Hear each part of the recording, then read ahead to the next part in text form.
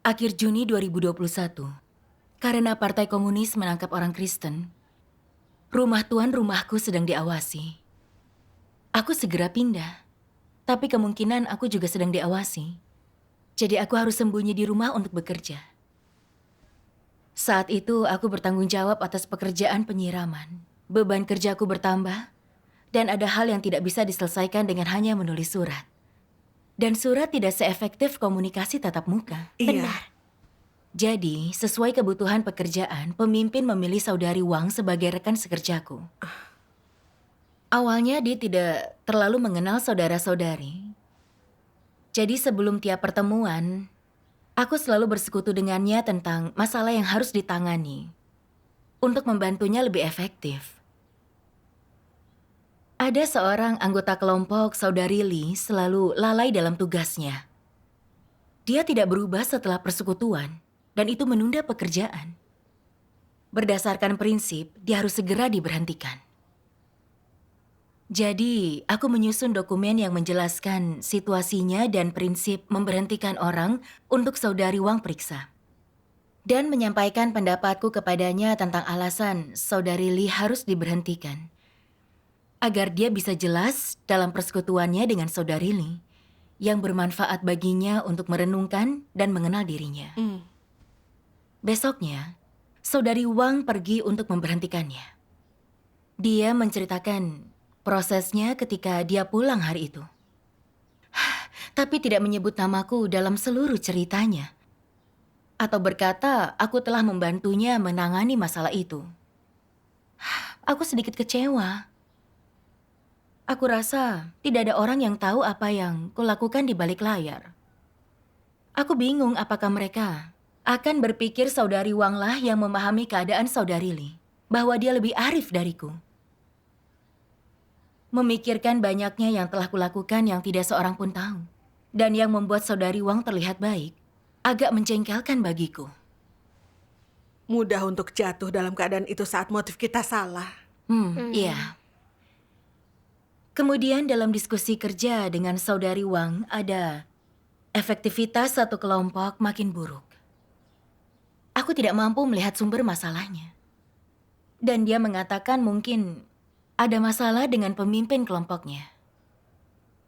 Mempertimbangkan hal itu dan memikirkan tentang perilaku umum pemimpin kelompok itu, kulihat dia hanya melindungi status dan reputasinya. Tidak pernah melakukan pekerjaan nyata dan itu menunda segalanya. Berdasarkan prinsip, dia harus diberhentikan. Aku tidak mampu menyelesaikan masalah itu sendiri. Dan aku harus bersekutu dengan saudari Wang agar dia bisa bersekutu lebih baik membantu mereka mendapatkan kearifan dan segera mendapatkan pemimpin pengganti. Saat ku ingat pemberhentian saudari Li, bagaimana aku mencari prinsip dan menyusun dokumen, dan bagaimana persekutuanku dengan saudari Wang. Tapi tak seorang pun tahu. Aku merasa jika kusampaikan semua pemikiranku dengannya kali ini, dan pemimpin kelompok itu diberhentikan, orang lain pasti akan mengira semua itu pekerjaannya. Mereka pasti berpikir meskipun belum lama bekerja, saudari Wang telah mengenali dua orang yang tidak sesuai. Yang tidak aku berhentikan setelah lama bertanggung jawab. Dia pasti dianggap punya kearifan yang lebih baik. Aku putuskan untuk diam saja. Agar persekutuan dia tidak jelas, agar tidak dikagumi dan aku tidak akan terlihat buruk. Ya, bukankah tidak menyampaikannya dengan jelas menghambat pekerjaan? Iya, benar. Saat itu aku merasa bersalah. Jika persekutuannya tidak jelas dan pemimpin kelompok itu tidak memahami masalahnya, dia bisa salah paham dan negatif. Bukan hanya perenungan dirinya terpengaruh, tapi tugasnya juga terpengaruh. Iya. Selain itu, melakukan tipu muslihat seperti ini pasti membuat Tuhan jijik. Maka, aku sampaikan semua pemahamanku kepada saudari Wang. Tapi aku mulai merasa pahit saat saudari Wang pergi untuk menangani segala sesuatunya. Mengapa aku tidak bisa keluar untuk mengurus pekerjaan ini? Semua orang melihat dia memberhentikan orang dan mengenali mereka. Tapi siapa yang melihat upayaku di balik semua ini? Aku tidak terlalu senang saat memikirkan bahwa semua yang telah kulakukan hanya membuat saudari Wang terlihat baik dan meningkatkan citranya di mata orang lain. Aku mengeluh mengapa Tuhan menempatkanku dalam situasi buruk itu. Mengapa tiba-tiba Dia mengizinkanku untuk diawasi. Kebetulan ada saudara-saudari menyurati kami tentang masalah pekerjaan. Dan beberapa orang meminta saudari Wang menanganinya. Aku makin tidak senang tentang hal itu.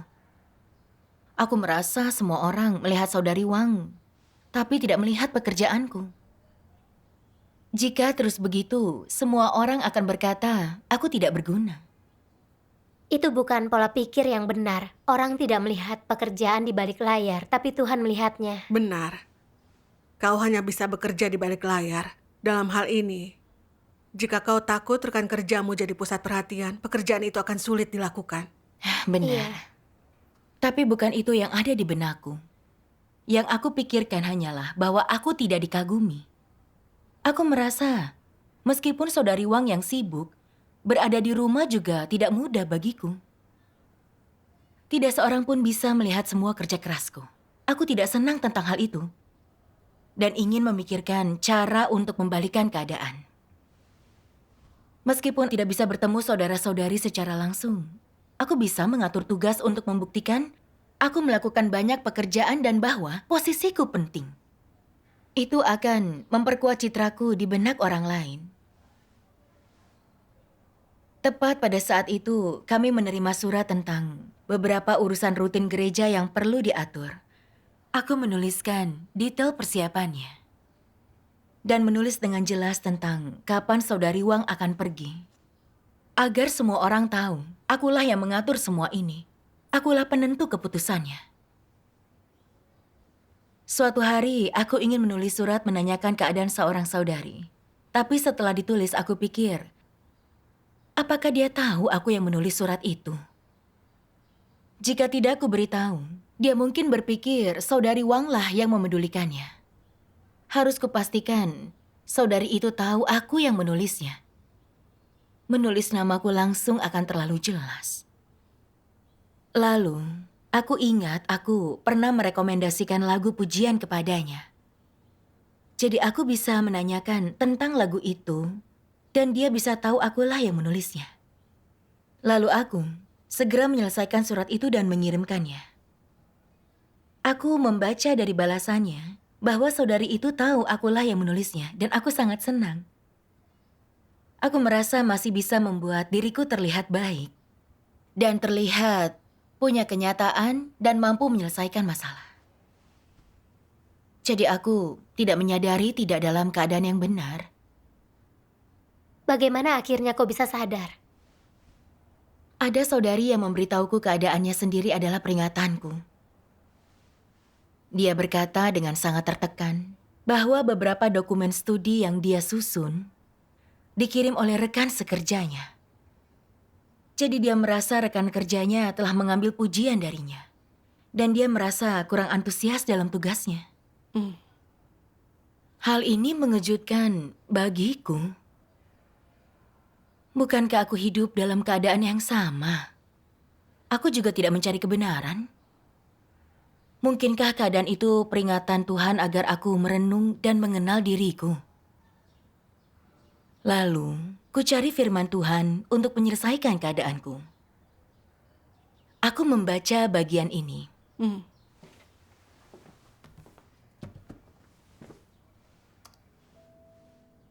Tuhan yang Maha Kuasa berfirman, ketika Antikristus bertindak, mereka melakukannya dengan penuh niat. Bahasa, tindakan, dan bahkan kata-kata yang mereka pilih, semuanya itu dipenuhi niat tertentu. Mereka tidak untuk sesaat saja menyingkapkan kerusakan mereka, tingkat pertumbuhan mereka yang kecil, atau diri mereka yang adalah orang-orang bebal dan bodoh yang menyemburkan omong kosong kemanapun mereka pergi. Orang semacam itu tidak untuk sesaat saja menyingkapkan dirinya seperti itu. Jika kita memperhatikan teknik mereka, cara mereka melakukan sesuatu, dan pilihan kata-kata mereka, kita dapat melihat bahwa antikristus itu licik dan jahat.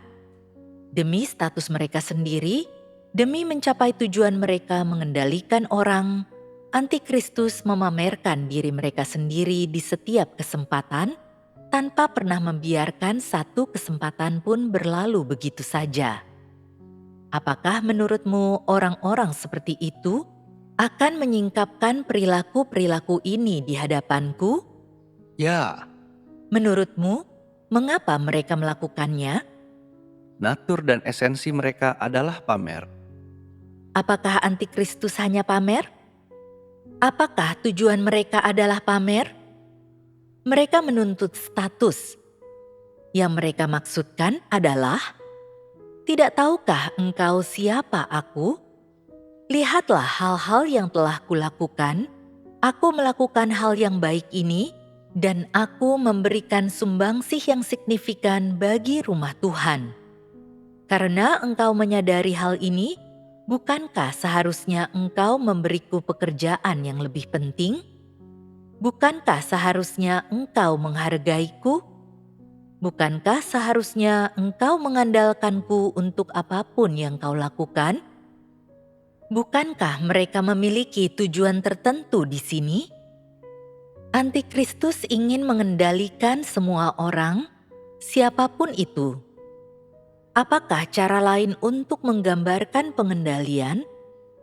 Ini berarti memanipulasi orang lain dan mempermainkan orang, berupaya mengatur apa yang mereka lakukan.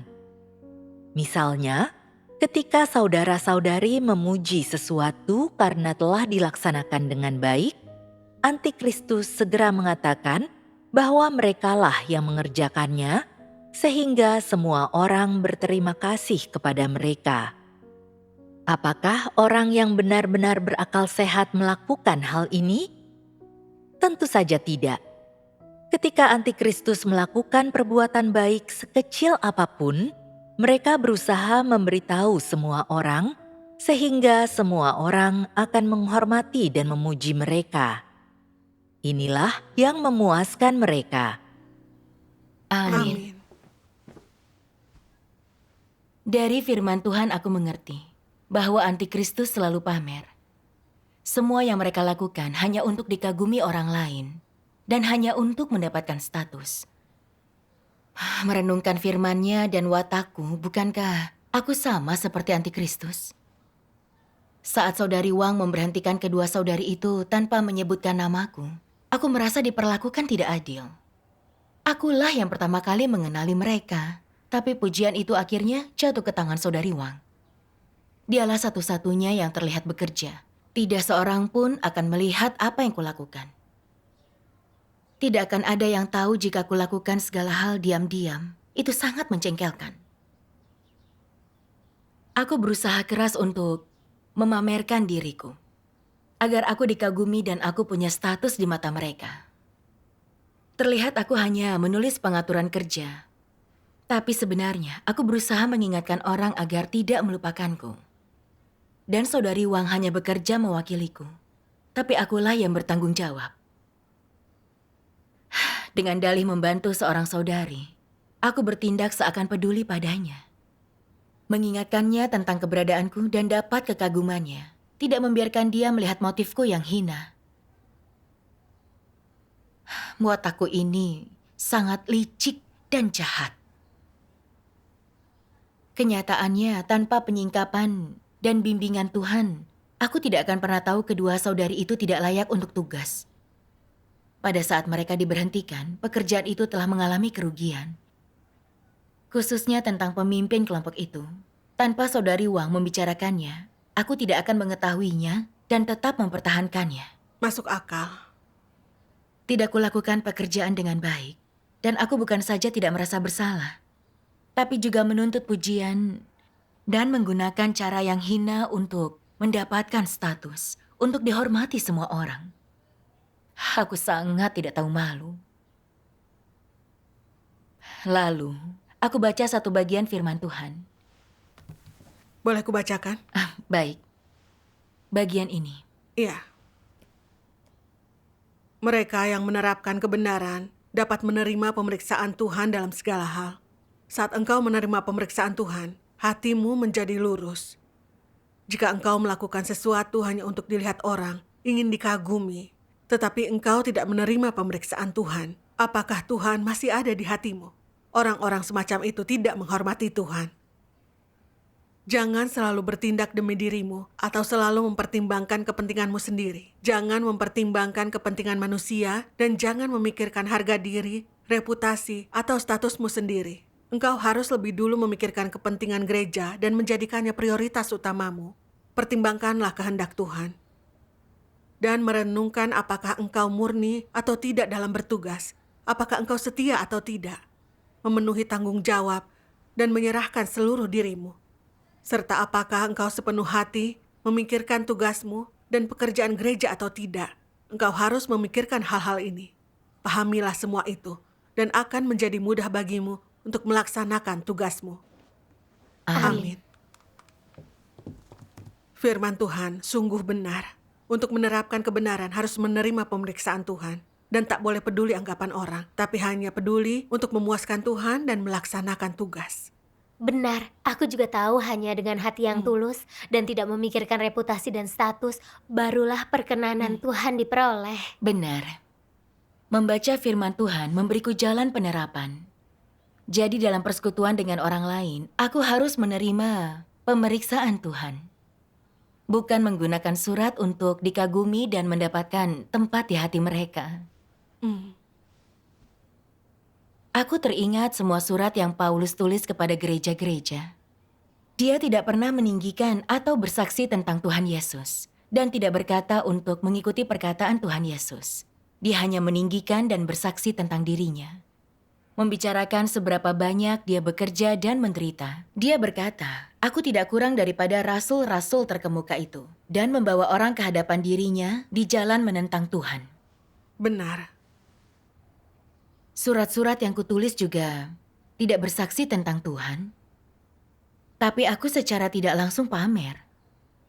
Bukankah pada dasarnya aku sama seperti Paulus? Aku tahu bahwa jika tidak bertobat, aku akan disingkirkan dan dihukum seperti dia.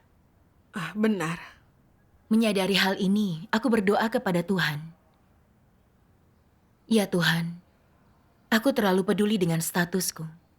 Aku tidak mau dikendalikan status dan merugikan pekerjaan gereja. Entah aku menonjol atau tidak, aku hanya ingin melaksanakan tugasku dengan teguh. Di kemudian hari, aku memperbaiki motifku. Sering mengingatkan diriku bahwa kepentingan gereja yang utama dan melaksanakan tugasku dengan baik.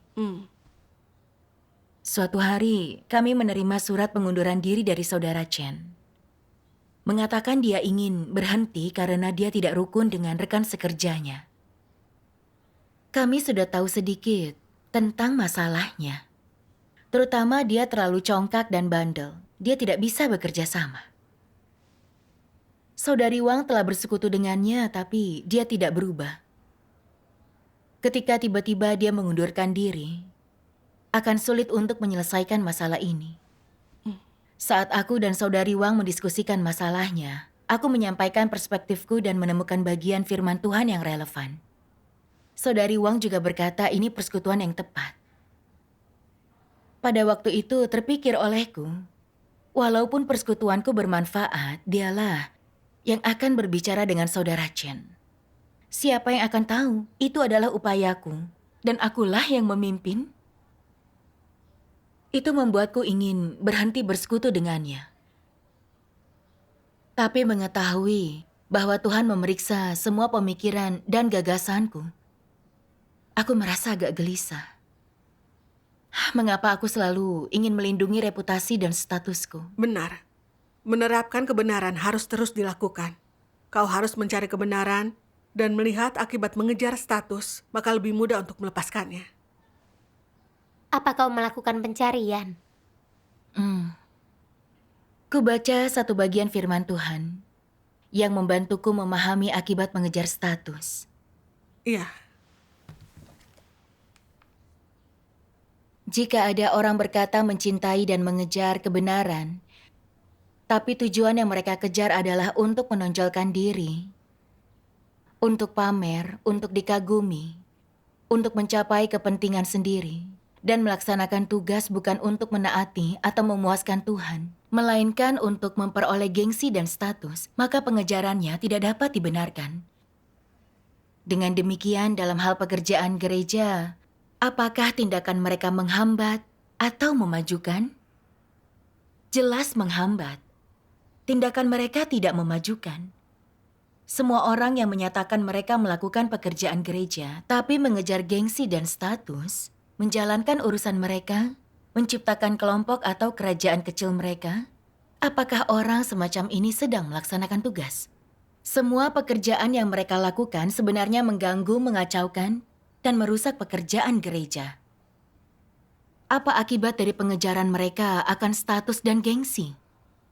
Pertama, ini memengaruhi cara umat Tuhan makan dan minum firman-Nya dan memahami kebenaran, menghalangi jalan masuk kehidupan mereka, dan menghentikan mereka memasuki jalur iman yang benar. Itu membawa mereka ke jalan yang salah, yang merugikan umat pilihan dan menghancurkannya. Apa akibatnya terhadap pekerjaan gereja? Itu mengakibatkan penghancuran, gangguan, dan perusakan. Inilah konsekuensinya jika orang mengejar ketenaran dan status. Melakukan tugas dengan cara ini berarti menempuh jalan anti-Kristus. Amin. Dahulu, kupikir mengejar gengsi dan status hanya memengaruhi jalan masuk kehidupan. Melakukan kejahatan kecil tidak akan mengganggu pekerjaan gereja. Aku tidak mengerti mengapa Tuhan membenci pengejaran akan gengsi dan status.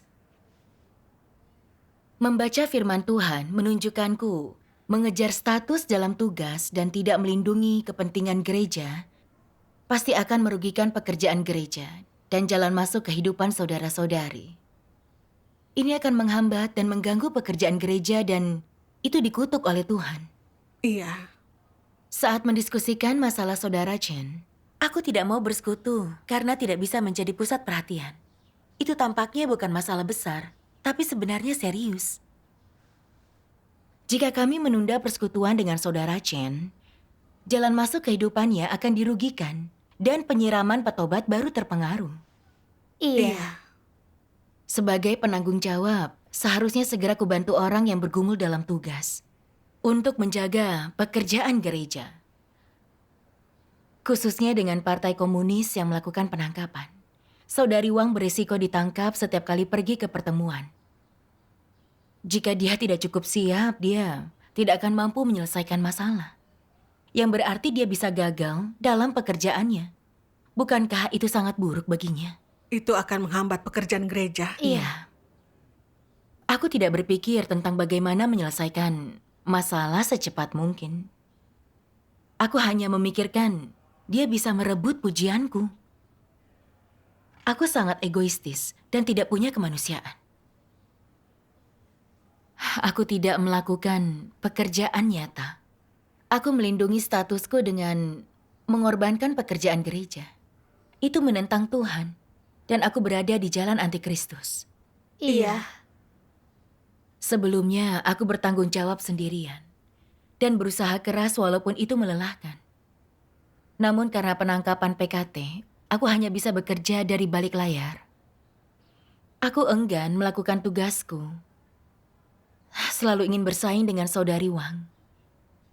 Lalu tersadar bahwa semangat dalam tugasku dulu hanya demi reputasi dan status.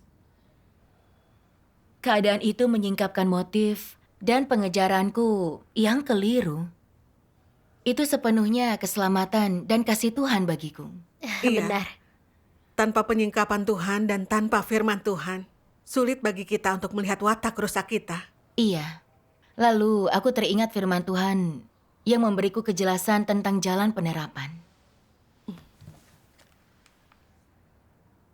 Engkau semua harus bekerja sama untuk pekerjaan Tuhan dan kepentingan gereja. Agar memacu saudara-saudarimu untuk maju, engkau harus berkoordinasi satu sama lain, masing-masing mengubah yang lainnya dan mencapai hasil kerja yang lebih baik. agar dapat memperhatikan kehendak Tuhan. Inilah kerjasama yang sejati, dan hanya mereka yang melakukan ini akan mendapatkan jalan masuk yang nyata. Apa yang harus dilakukan agar dapat melaksanakan tugasnya dengan baik, melaksanakan tugas segenap hati, dan dengan sekuat tenaga. Melakukannya berarti berfokus melaksanakan tugas mereka, dan tidak membiarkan hal-hal lain menyibukkan mereka. Kemudian menggunakan kekuatan yang ia miliki. Mengerahkan segenap kekuatannya itu, dan menggunakan kualitas, karunia, kekuatan, dan pemahaman mereka untuk melaksanakannya.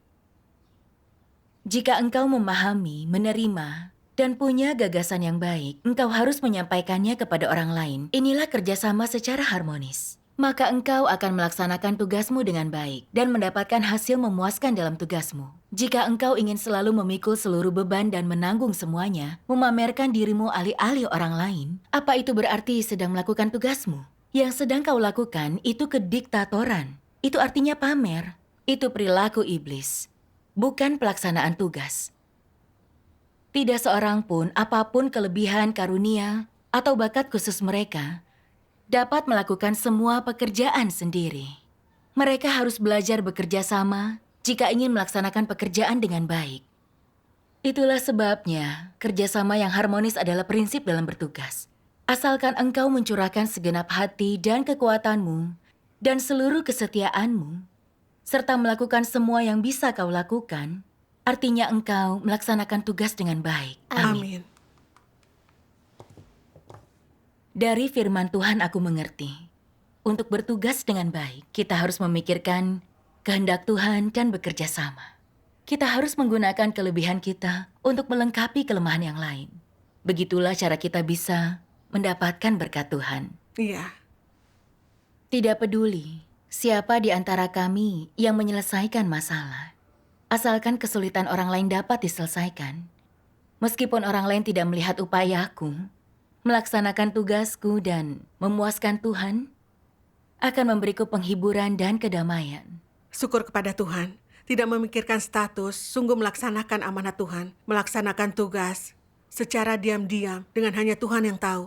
Membawa berkat Tuhan dan mencapai hasil dalam tugasmu dan kau akan merasa tenang. Melakukan tugas seperti itu sangat bagus. Setelah itu, aku pikirkan apa yang harus kupersekutukan untuk saudara Chen dan menemukan firman Tuhan untuk diulas oleh saudari Wang. Dia juga menemukan bagian yang mengungkap keadaan saudara Chen yang tidak terpikirkan olehku. Dengan itu, segala halnya lebih lengkap. Syukur kepada Tuhan. Aku teringat Musa sulit berbicara dan Harun begitu fasih. Tapi mereka melaksanakan amanat Tuhan bersama, memimpin Israel keluar dari Mesir. Aku tidak bisa keluar untuk bekerja, tapi aku bisa bersekutu dengan saudari Wang tentang semua yang kupikirkan. Kami punya pandangan yang lebih menyeluruh dengan bekerja sama. Jadi dapat menyelesaikannya dengan baik.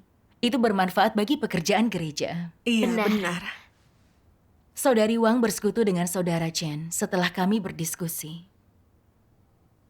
Aku berdoa di dalam hati, berharap Tuhan membimbing mereka.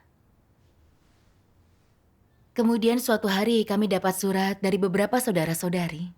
Surat itu mengatakan bahwa melalui persekutuan saudari Wang, mereka mampu memperbaiki kekeliruan dan melaksanakan tugas mereka dengan lebih baik. Aku sedikit kecewa setelah membacanya. Akulah yang telah menemukan kekeliruan dan masalah itu. Tapi yang semua orang lihat hanyalah pekerjaan saudari Wang. Tidak seorang pun melihat bagaimana upayaku. Aku sadar kembali bersaing untuk reputasi dan status. Jadi aku berdoa dan menyangkal diriku. Lalu kubaca satu bagian firman Tuhan dalam sebuah esai yang sangat menyentuhku. Engkau mungkin punya sedikit kekuatan, tapi jika kau mampu bekerja sama, mampu menerima saran, jika motifmu benar dan mampu melindungi pekerjaan gereja, engkau adalah orang yang tepat. Terkadang dengan satu kalimat, engkau dapat memecahkan masalah dan menguntungkan orang. Terkadang engkau mempersekutukan satu pernyataan kebenaran, lalu setiap orang punya jalan penerapan dan mampu bekerja sama. Dan semua berupaya keras menuju tujuannya, dan berbagi pandangan dan pendapat yang sama, sehingga pekerjaan menjadi efektif. Walau orang tidak ingat peran yang kau mainkan, dan engkau mungkin tidak merasa telah berusaha keras, Tuhan akan melihat bahwa engkau orang yang menerapkan kebenaran, yang bertindak sesuai prinsip. Tuhan akan mengingat ini. Ini namanya melaksanakan tugasmu dengan setia. Amin. Benar, meski tidak seorang pun bisa melihat pekerjaanku, aku sedang memenuhi tanggung jawabku di hadapan Tuhan. Tidak peduli orang lain tahu atau tidak, menerapkan kebenaran dan memuaskan Tuhan adalah yang terpenting. Sebagai seorang pengawas, itu adalah hal yang seharusnya kulakukan. Berbicara kepada orang lain saat melihat kekeliruan dan masalah. Itu bukan hal di mana aku harus dipuji. Dulu aku selalu pamer di depan orang lain. Kini hanya bisa bekerja di balik layar. Itu adalah pengaturan Tuhan yang kubutuhkan. Aku harus tunduk padanya dan berfungsi dengan baik. Berfokus menerapkan kebenaran dan berusaha melakukan tugas dengan baik. Iya. Setelah itu, saat ada masalah dalam pekerjaan, aku selalu menghubungi saudari Wang. Terkadang saat menyurati saudara-saudari tentang masalah, ingin kutunjukkan akulah yang menulis. Tapi menyadari bahwa aku sedang meninggikan diri dan pamer, aku berdoa dan melepaskan motifku yang salah. Aku selalu memikirkan apa yang bisa aku tulis yang akan membantu orang lain. Dan cara memenuhi tanggung jawabku. Iya. Cara ini sungguh mencerahkan hatiku dan terasa membebaskan. Ini cara yang bagus untuk berperilaku. Syukur kepada Tuhan.